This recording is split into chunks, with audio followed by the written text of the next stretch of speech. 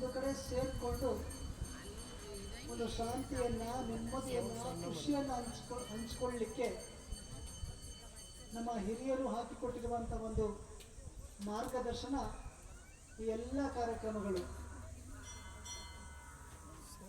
ಜಾತ್ರಾ ಮಹೋತ್ಸವಗಳು ದೇವರ ಹೆಸರಿನಲ್ಲಿ ನಡೀತಾ ಆ ಊರಿನ ಗ್ರಾಮಸ್ಥರಾಗಿರ್ಬೋದು, ಎಲ್ಲ ಸುತ್ತಮುತ್ತಲಿನ ಭಕ್ತಾದಿಗಳಾಗಿರ್ಬೋದು, ಎಲ್ಲರೂ ಸಹ ಜಾತಿ ಮತ ಪಂಥವನ್ನು ದೇವರ ಸನ್ನಿಧಿಯಲ್ಲಿ ಬಂದು ದೇವರಲ್ಲಿ ಶರಣಾಗಿ ನಮ್ಮ ಪ್ರಾರ್ಥನೆಯನ್ನು ಸಲ್ಲಿಸುವಂಥ ಒಂದು ಸಂಪ್ರದಾಯ. ಈ ಜಾತ್ರಾ ಮಹೋತ್ಸವಗಳು ಪ್ರಮುಖವಾಗಿ ನಮ್ಮ ಜೀವನದಲ್ಲಿ ಜಾಗೃತಿಯನ್ನು ಮೂಡಿಸುವಂತಹ ಕಾರ್ಯಕ್ರಮಗಳಾಗಬೇಕು. ನಮ್ಮಲ್ಲಿ ದುಶ್ಚಟಗಳನ್ನು ಬಿಡುವಂತಹ ಶಕ್ತಿಯನ್ನು ದೇವರು ಕರುಣಿಸಬೇಕು ಎನ್ನುವಂಥ ಪ್ರಾರ್ಥನೆ ನಮ್ಮಲ್ಲಿ ಬರಬೇಕು. ನಮ್ಮ ನಡುವೆ ಜಾತಿ ಮತ ಪಂಥ ಎಲ್ಲ ರೀತಿಯಾದಂತಹ ಸಂಕುಚಿತ ಮನೋಭಾವಗಳು ಸಹಜವಾಗಿ ಇದೆ. ಆ ಸಂಕುಚಿತ ಮನೋಭಾವಗಳು ನಮ್ಮಿಂದ ದೂರ ಆಗಬೇಕು. ಒಂದು ಗ್ರಾಮದಲ್ಲಿ ಸಹೋದರತ್ವ, ಭಾತೃತ್ವ ಮೂಡಬೇಕು. ನಾವೆಲ್ಲರೂ ಒಗ್ಗಟ್ಟಾಗಿ ಬಾಳಬೇಕು ಅಂದರೆ ಆ ದೇವರ ಸನ್ನಿಧಿಯಲ್ಲಿ ಮಾತ್ರ ಸಾಧ್ಯ ಎನ್ನುವಂತಹ ಸತ್ಯವನ್ನು ಅರ್ಥಕೊಂಡು ನಮ್ಮ ಹಿರಿಯರು ಇಂತಹ ಕಾರ್ಯಕ್ರಮಗಳನ್ನು ಹಮ್ಮಿಕೊಳ್ಳುವಂತಹ ಸಂಪ್ರದಾಯವನ್ನು ನಮಗೆ ಕೊಟ್ಟು ಹೋಗಿದ್ದಾರೆ. ಈ ಭೂಮಿಯ ಮೇಲೆ ಧರ್ಮ ಅಂತ ಒಂದಿದೆ. ಧರ್ಮವನ್ನ ಬಿಟ್ಟು ಈ ಜಗತ್ತಿನಲ್ಲಿ ಯಾರೂ ಸಹ ಬದುಕಲಿಕ್ಕೆ ಸಾಧ್ಯ ಇಲ್ಲ. ಅದು ಯಾವುದೇ ಧರ್ಮ ಆಗಿರಲಿ, ಪ್ರತಿಯೊಂದು ಧರ್ಮಗಳು ಬೋಧಿಸೋದು ದಯೆಯನ್ನ, ಸಮಾನತೆಯನ್ನ, ಸಹೋದರತ್ವವನ್ನ, ಭಾತೃತ್ವವನ್ನ. ಎಲ್ಲ ದಾರ್ಶನಿಕರು ಮನುಕುಲದ ಉಳಿವಿಗೋಸ್ಕರವಾಗಿ ಹೋರಾಟವನ್ನ ಮಾಡಿದಂಥವರು. ತಮ್ಮ ಜೀವನವನ್ನ ಯಾರು ಶೋಷಣೆಗೆ ಒಳಗಾಗಿದ್ದಾರೋ, ಯಾರ ಬದುಕು ನರಕವಾಗಿದೆಯೋ ಅಂತಹ ಜನರ ಬದುಕಿನಲ್ಲಿ ಒಂದಷ್ಟು ಬೆಳಕನ್ನ ಕೊಡ್ಲಿಕ್ಕೋಸ್ಕರವಾಗಿ ಹಲವಾರು ವರ್ಷಗಳಿಂದ ಹೋರಾಟಗಳು ನಡೆಕೊಂಡು ಬಂದಿದ್ದಾವೆ. ಈ ಧರ್ಮದ ಹೋರಾಟ, ಸಮಾನತೆಯ ಹೋರಾಟ ನಿನ್ನೆ ಮೊನ್ನೆಯಿಂದ ಶುರುವಾಗಿರೋದಲ್ಲ.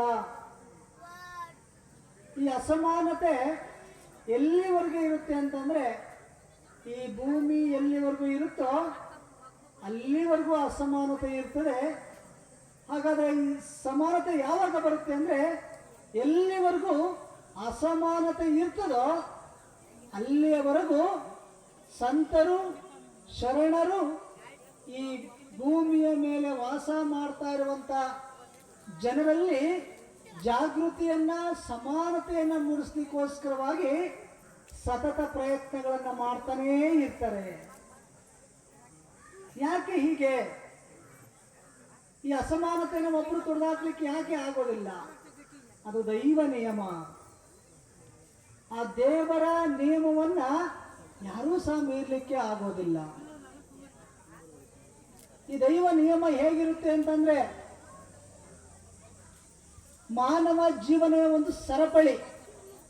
ಒಬ್ಬರನ್ನ ಒಬ್ಬರು ಆಶ್ರಯಿಸಿ ನಾವು ಬದುಕ್ತಾ ಇದ್ದೀವಿ. ಮನೆಯನ್ನ ಸ್ವಚ್ಛ ಮಾಡುವಂತಹ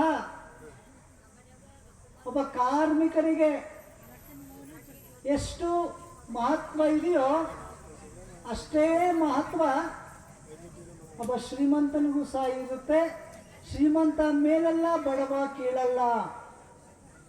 ಶ್ರೀಮಂತರು ಸಹ ನೆಮ್ಮದಿಯಿಂದ ಬದುಕಬೇಕು, ಬಡವನು ತನ್ನ ಬದುಕನ್ನ ಉತ್ತಮವಾಗಿ ಕಟ್ಕೋಬೇಕು. ಅಂದ್ರೆ ಇಬ್ಬರ ನಡುವಿನ ಒಂದು ಸಹೋದರತ್ವದ ಬದುಕು ಬಹಳ ಮುಖ್ಯ ಆಗ್ತದೆ ಅಂತಂದ್ರೆ, ಸರ್ವಜ್ಞ ಕವಿ ಒಂದ್ ಕಡೆ ಹೇಳ್ತಾರೆ, ಸಿರಿ ಬಂದ ಕಾಲಕ್ಕೆ ಕರೆದು ದಾನವ ಮಾಡು.